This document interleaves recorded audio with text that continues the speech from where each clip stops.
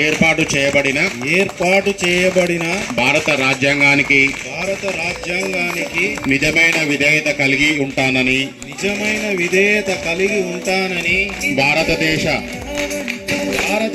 సార్వభౌమత్వము మరియు ఏకత్వాన్ని కాపాడుతానని తెలంగాణ పంచాయతీరాజ్ చట్టము 2018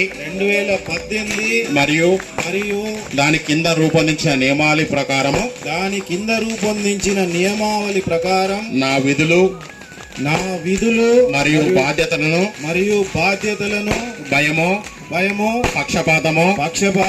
లేకుండా నిష్పక్షతతో మరియు నిజాయితీతో నిర్వహిస్తానని ప్రమాణము ప్రకటన ధృవీకరణ చేయుచున్నాను.